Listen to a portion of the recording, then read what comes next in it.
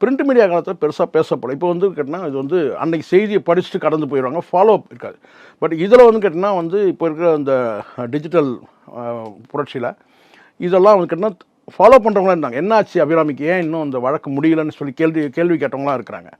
அந்த வகையில் என்னென்னு கேட்டால், இந்த பெண் வந்து பிரியாணிக்காக அப்படின்னு சொல்கிறாங்கல்ல, பிரியாணி எல்லா இடத்துலையும் தான் கிடைக்குது, சரிங்களா? பிரியாணி வந்து தடிக்கு விழுந்தால் பிரியாணி கடை இருக்குது. ஸோ பிரியாணி கடை மட்டும் இல்லை, அந்த பிரியாணி கடையில் போய் அந்த குறிப்பிட்ட ஒரு நபரோட அந்த பெண்ணுக்கு வந்து ஒரு ஈடுபாடு ஏற்பட்டிருக்கு. அவன் பிரியாணியோடு சேர்ந்து பொதுவாக தெரியும், பிரியாணியில் வந்து மசாலா சேர்த்து அடித்து கொடுப்பான். அவன் கொடுத்த மசாலா வந்து வேறு, அவன் வந்து கார மசாலா கூட காம மசாலாவை கொடுத்தான்.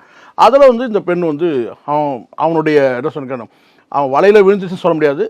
இவங்க அவனை வலையில் வீழ்த்துறாங்களா இல்லை அவன் வந்து இவங்க வலையில் வீழ்த்துறாங்க, அது அவங்களுக்குள்ளே தெரிஞ்சது தான். ஆனால் ஒன்று மட்டும் தெரிஞ்சுக்கிட்டோன்னா, குடும்பம் வந்து கெட்டு போகிறதுக்கான அந்த வேலை வந்து அந்த பிரியாணி கடையில் நடந்திருக்கு, 2 தரப்புலையுமே.